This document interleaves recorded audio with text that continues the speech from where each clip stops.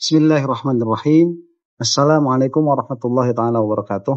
Alhamdulillahirabbil alamin wa sallallahu ala sayyidina Muhammadin wa ala alihi wa sahbihi wasallam, amma ba'du. Saya melihat ada satu video tentang Habib Rizik. Memang antara audio dan videonya nggak nyambung ya. Jadi audionya itu sedang dalam posisi berceramah entah di mana, dan videonya ini sedang menunjukkan Habib Rizik itu katakanlah dikelilingi oleh orang-orang yang mahabbah kepada beliau dan dikelilingi oleh para alim ulama. Ada beberapa hal yang ingin saya lihat dulu ya dari video yang nampak ini, bahwa orang alim itu dia tidak akan sampai habis kehilangan penggemar, katakanlah begitu ya. Tidak akan sampai habis kehilangan muhibbin, kehilangan orang yang mencintai. Karena sedari awal yang menyatukan kita itu kepentingannya akhirat. Yang menyatukan kita itu kepentingannya ilmu. Jadi selama ilmu itu ada dan selama kita ini mencintai ilmu, maka tidak akan sampai lekang apa-apa yang kita usahakan itu. Berbeda dengan halnya politik. Politik itu dalam satu kesempatan bisa A, di dalam kesempatan lain juga bisa B.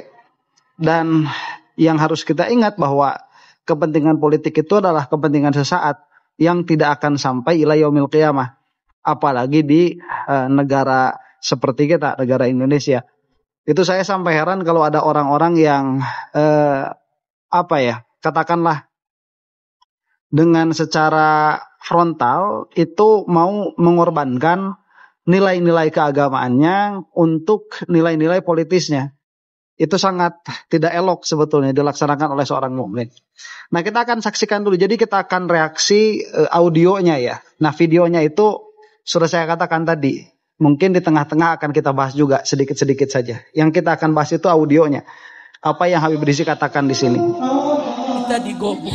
Alhamdulillah, saya lagi liatin saudara. Dulu Jokowi itu bikin segala macam rekayasa buat nangkep saya, buat bunuh saya, buat hancurkan organisasi saya. Macam-macam. Udah saudara, sampai saya hijrah ke Mekah, saya pulang, ditangkap, 6 santri saya dibunuh. Itu semua dalang utamanya adalah Jokowi, saudara. Oke, sebentar ya. Ini tanpa filter, tanpa tedeng aling-aling, Habib Rizik itu langsung mengatakan ya bahwa beliau itu berusaha untuk dilenyapkan, beliau itu berusaha untuk dihabisi. Malah beberapa santri beliau itu ada yang sampai dihabisi. Oleh siapa? Langsung nyebutin nama itu, oleh Jokowi begitu. Ini tanpa tedeng aling-aling ya, yang mana kalau misalkan ini hanya berupa tuduhan, itu sudah masuk delik hukum ini ya, pencemaran nama baik begitu. Ini kan tanpa ada persidangan, tanpa adanya penyelidikan. Habib Rizik itu berani berbicara seperti itu. Nah, saya mau katakan dulu ya bahwa posisi Jokowi ini posisi yang sangat kuat ya secara politik itu. Ya, incumbent dulu begitu ya sampai 2 periode, kemudian setelah lengser dari pemerintahan tanpa malu, Jokowi ini masih masih mencengkramkan taringnya di perpolitikan Indonesia itu. Karena memang 10 tahun ini Jokowi pakai untuk menancapkan akar. Nah, di dalam perjalanannya itu tidak mulus sampai beberapa isu yang yang muncul ke permukaan itu adalah isu menghabisi begitu ya, menghilangkan orang-orang yang berseberangan dengan beliau, dengan Pak Jokowi. Nah, ini sebetulnya kan kita tidak bisa berbicara frontal seperti itu ya. Kita tidak bisa serta-merta menuduh dengan tanpa tedeng aling-aling menyatakan bahwa rezim Jokowi itu begini dan begitu. Cuman di sisi lain juga kita tidak bisa menutup mata. Kita lihat misalkan ya dari segi kemarin itu yang KPU kan terjadi anomali itu di KPU pada waktu Jokowi periode kedua. Anomalinya itu banyak sekali pengurus lah katakan begitu ya, pengurus KPU yang tiba-tiba wafat, tiba-tiba meninggal, itu jumlahnya bukan 1-2, tapi kalau tidak salah itu sampai ratusan. Nah ini bermasalah kan, dalam pengertian apakah ini ada pengusutan secara tuntas penyebab adi kenapa mereka itu wafat, kan tidak ada. Kemudian anggota FPI ya, ada yang wafat juga, dan bukan kebetulan sebelumnya itu terjadi kejar-kejaran mobil antara mobilnya Habib Rizik dengan yang disangkakan melenyapkan beberapa anggota FPI itu pun tidak ada pengusutan. Jadi kita ini terhadap Pak Jokowi itu ya, rezimnya lah kita katakan demikian, karena kita tidak tahu juga terlalu dini lah untuk untuk menuduh kejamnya rezim Jokowi itu terlalu dini kalau untuk saya begitu. Tapi kita juga tidak bisa menutup mata. Jadi di dalam satu sisi kita itu terlalu dini untuk menyebutkan Jokowi itu A, B, dan C. Tapi di sisi lain kita juga tidak mau menutup mata untuk mengatakan bahwa Jokowi ini adalah rezim yang bersih. Itu menurut saya tidak menggunakan mata zahir dan mata batin dengan baik ya, kalau mengatakan Jokowi demikian itu.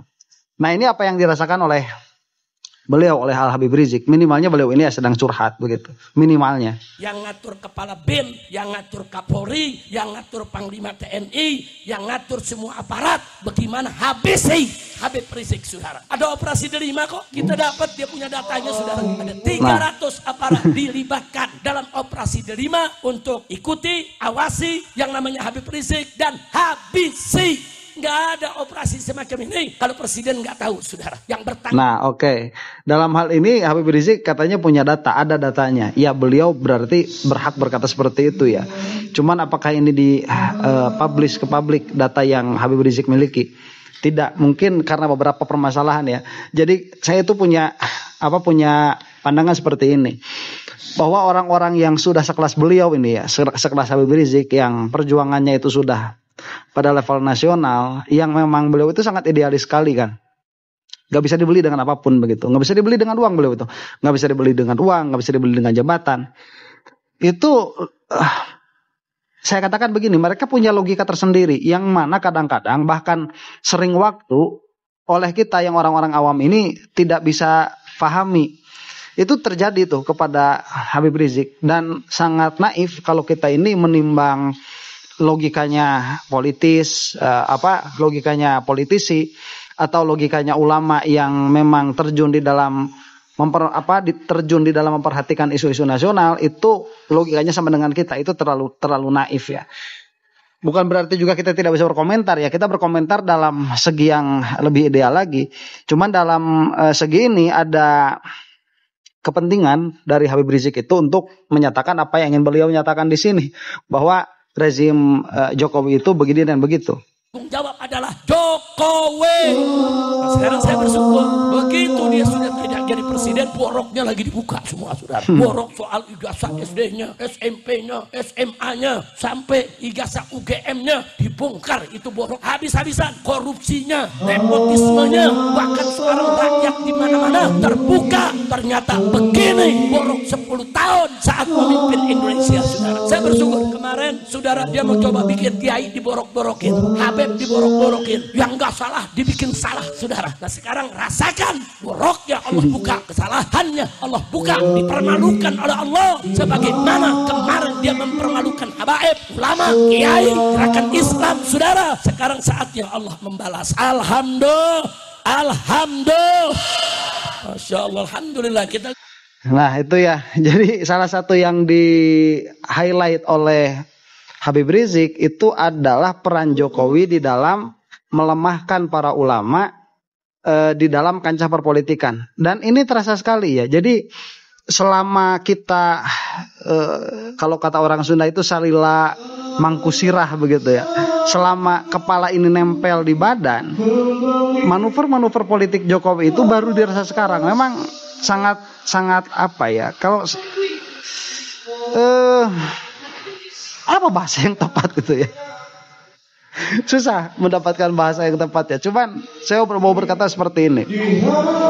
Kalau dulu orang itu tatkala menggandeng para kiai untuk terjun di dalam politik, mereka itu memakai yang satu, tidak memakai yang lain, yang mana pada akhirnya yang lain itu dipakai oleh kelompok politik yang lain.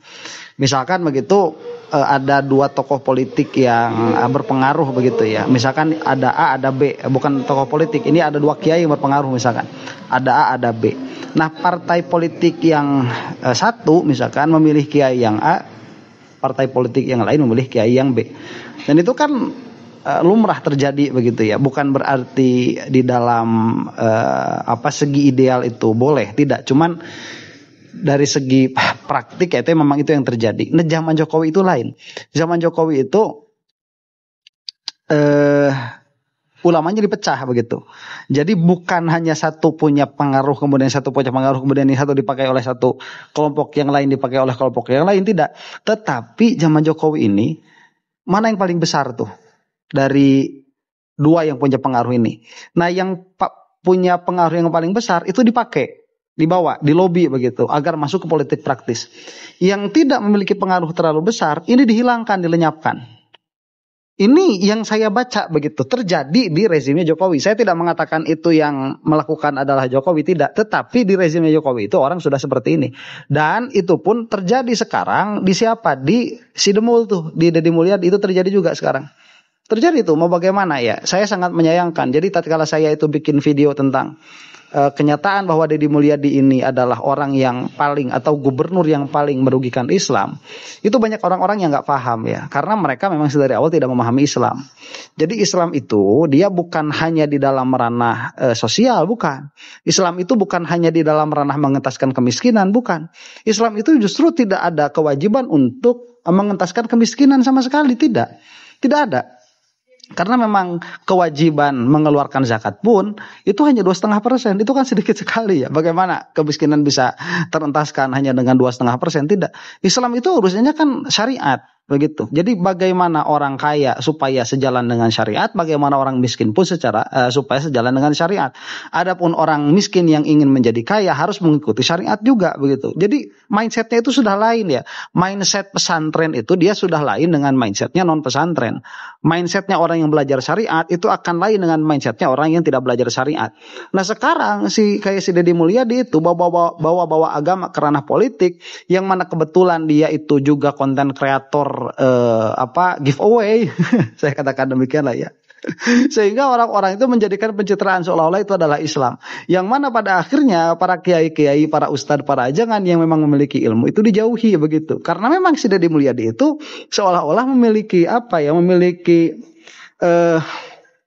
stigma bahwa Islam yang benar itu seperti ini loh begitu. Yang berbagi, padahal berbaginya juga kepada beberapa orang juga begitu. Kita tidak tahu ya sholatnya bagaimana, demul ini kita tidak tahu zakatnya bagaimana. Karena itu permasalahan lain. Jadi Islam itu satu hal begitu ya, filantropi itu hal yang lain. Nah, gara-gara ada si demul ini jadi acak-acakan dua perkara ini. Dan itu lanjutan dari Jokowi. Yang mana saya lihat jika seperti ini adanya, maka para ulama ini akan kehilangan pengaruhnya di tengah-tengah masyarakat. Dan ini sudah terjadi begitu. Cuma tidak akan sampai hilang. Insya Allah sebagaimana yang terjadi pada Habib Rizik ini di dalam video ini, kan tidak sampai hilang pengaruhnya Habib Rizik itu.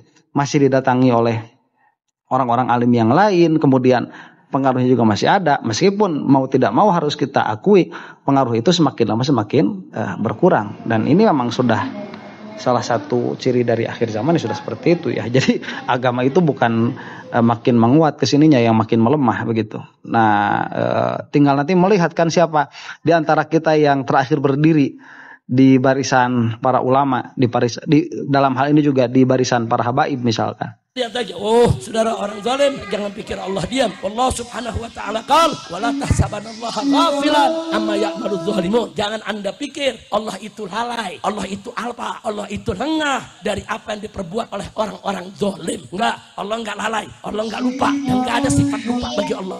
Allah enggak lengah.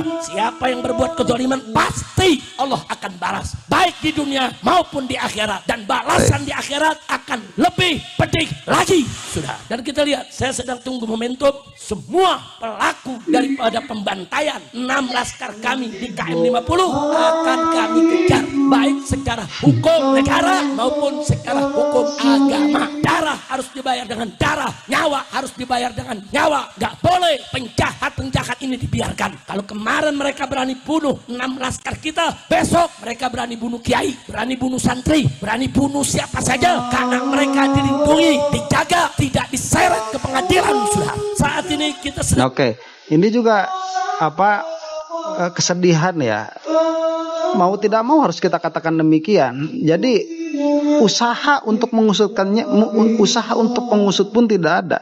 Ini sudah bukan kejahatan bukan hanya sekedar kejahatan kriminal, bukan, tetapi ini sudah menjadi konspirasi.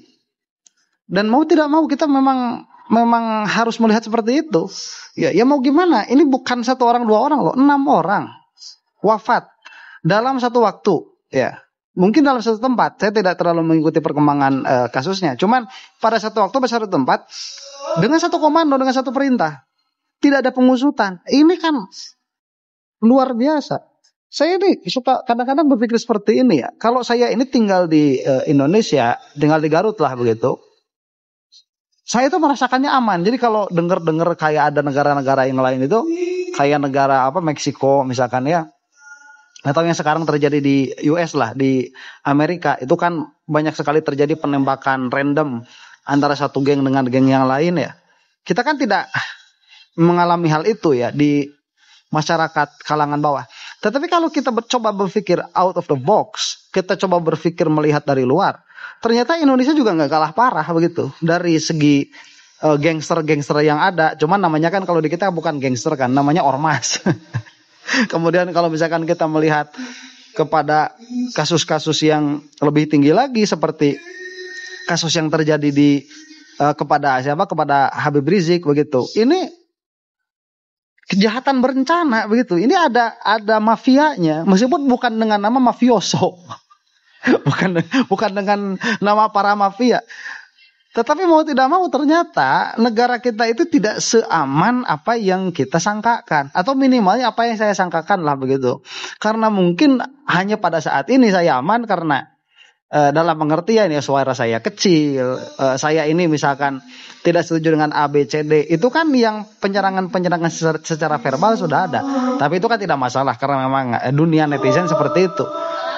Ya tidak terasa, alhamdulillah kalau misalkan sampai kepada kehidupan sehari-hari begitu ya ada ancaman A, B, C, D. Itu kan paranoia saja, cuman paranoid saja kalau kita merasakan ada seperti itu, tidak terjadi. Alhamdulillah kemana-mana kita aman, tidak ada masalah.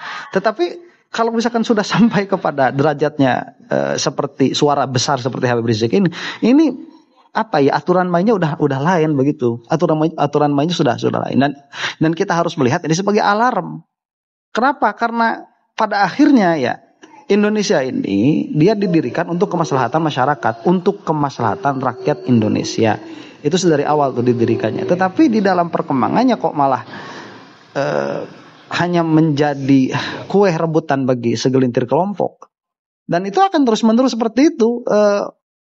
Oligarki terjadi, kemudian tersisa apa begitu untuk kita dari segi pemerintahan. Nah inilah sulit ya. Jadi memang ini bukan hal kecil sebetulnya. Ini adalah permasalahan besar yang mana kita melihat begini ya. Apa yang diperjuangkan Habib Rizik itu tidak melulu harus gol, dalam pengertian bukan urusan kita juga. Apakah sikap politiknya Habib Rizik ini dia menjadi sikap politik dominan di Indonesia atau tidak, itu kan bukan urusan kita juga. Cuman dari segi ini beliau ini setidaknya menjadi penyeimbang selama beliau ada begitu sampai saat ini ya, belum ada penggantinya kan. Penyeimbang. Dulu zaman Gus Dur juga, Gus Dur kan penyeimbang juga. Bukan pada masalah Gus Dur ini benar atau salah, bukan pada masalah itu sebetulnya. Gus Dur ini menjadi penyeimbang tatkala rezim Soeharto itu berdiri kan. Kemudian tatkala SBY itu sudah baik dari awalnya, beliau itu negarawan sekali ya. Tatkala beliau lengser kan tidak menancapkan taring di pemerintahan kayak Jokowi itu enggak. Padahal kalau waktu itu mau ya Jokowi itu kan akhir juga bisa naik sebetulnya. Tetapi masih punya etika SBY itu, enggak kayak Jokowi. Ini udah susah nih masalahnya sekarang itu. Jadi permasalahannya bukan hanya pada sekedar ini Islam atau bukan. Permasalahannya ini ada check and balance di dalam pemerintahan, yang mana pemerintah itu dia harus senantiasa aware bahwa tidak semua kebijakan yang mereka laksanakan itu senantiasa mencakup kepentingan seluruh rakyat Indonesia. Itu yang harus mereka pahami begitu setidaknya.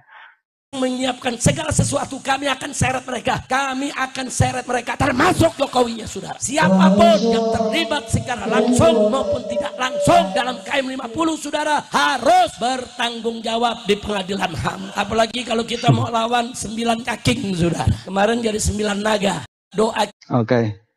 Nah itu ya, kalau misalkan berbicara tentang Jokowi secara personal, saya tidak terlalu mengikuti beliau itu.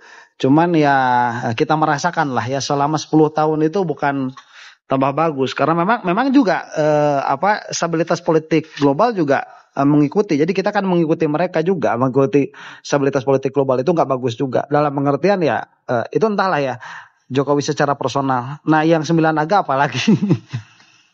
Ini kan dibawa-bawa terus ya. Sekarang ada main dekat ke si KDM juga kan, ada dekat-dekatnya lah di situ. Jadi ala kulli hal yang mau saya sampaikan di sini bahwa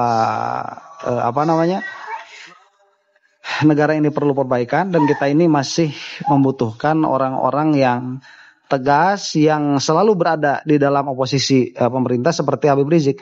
Meskipun nanti kalau misalkan besok lusa ya, yang menjadi kepentingan politiknya Habib Rizik itu sampai naik, sampai menang, itu tidak harus ada orang yang kontra begitu terhadap apa yang diutarakan sebagai sikap politiknya Habib Rizik. Itu harus ada ya, karena kalau nggak ada tidak akan ada check and balance, dan itu harus dilindungi begitu. Jadi kritik itu harus tetap ada. Kayak kamakolahu, siapa itu? Rocky Gerung ya. Ya demikianlah. Mudah-mudahan sedikit banyaknya video ini ada manfaatnya. Wallahu ta'ala alam bisawab. Assalamualaikum warahmatullahi ta'ala wabarakatuh.